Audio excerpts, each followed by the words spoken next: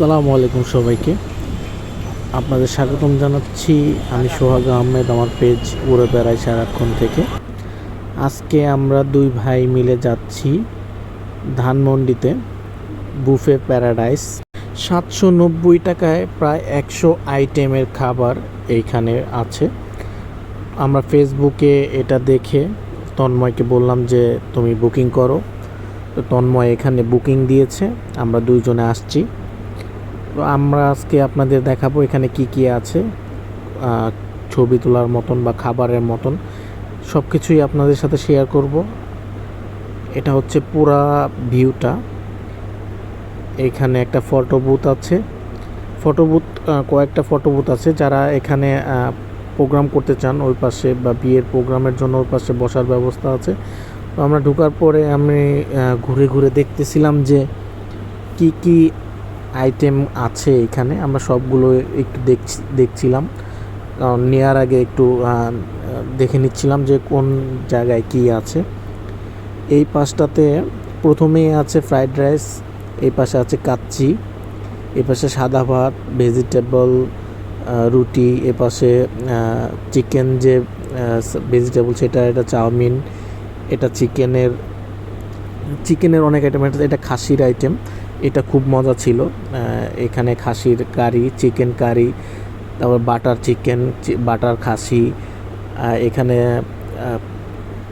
অনেক কিছুই ছিল, ভাজা পোড়া আইটেম, মাংসের, এখানে মাংস সব, সালাদ, এখানে অনেক আইটেম, প্রায় 100 আইটেমের কাছাকাছি।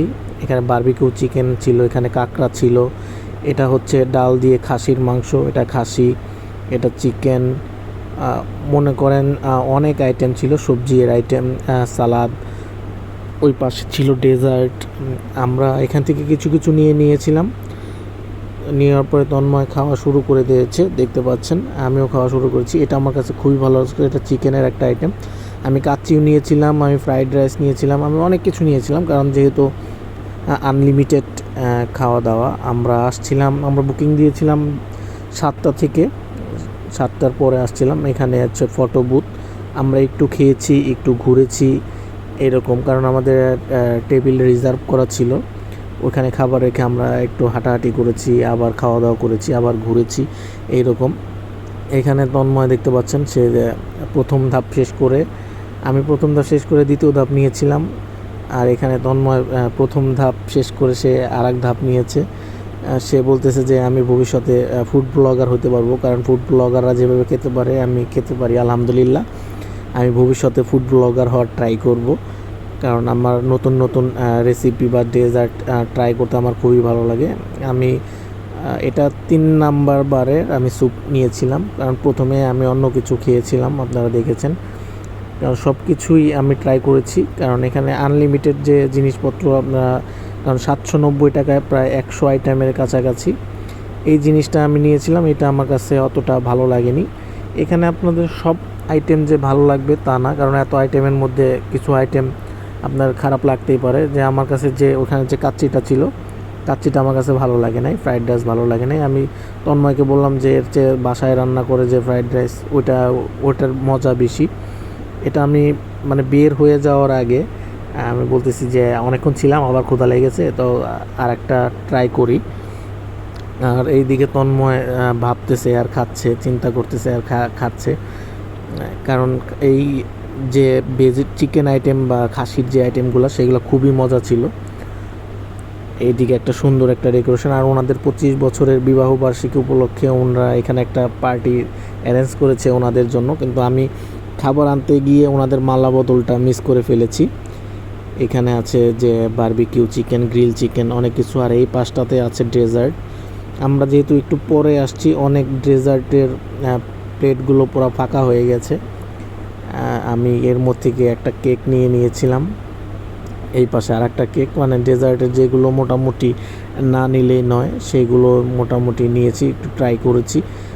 আমি চেষ্টা করেছি যে খাবার নষ্ট না করার, যতটুকু সম্ভব অতটুকুই খাবো। তারপরেও কিছু খাবার নষ্ট হয়ে গেছে, কারণ যেগুলো ভালো লাগেনি, দেখতে ভালো লেগেছে কিন্তু খেতে গিয়ে ভালো লাগেনি, এরকম খাবারও কিছু আমাদের নষ্ট হয়েছে।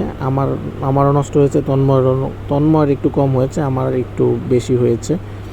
কিন্তু আলহামদুলিল্লাহ মোটামুটি সব কিছু ভালো ছিল, ডেকোরেশনও অনেক সুন্দর, ফটো সেশন বা ফটো বুথ যেভাবে, কারণ পুরো স্পেসটা অনেক বড়, আপনারা দেখে শুনে যেটা মন চাবে সেটা আপনারা খেতে পারবেন। আমি এখান থেকে আরও কিছু নিয়ে নিচ্ছিলাম, নিয়ে নেওয়ার পরে আমরা আমাদের টেবিলে চলে গিয়েছি। টেবিলে বসে আমি দেখতেছিলাম যে আমাকে নিজেকে একটু দেখানোর চেষ্টা করতেছিলাম।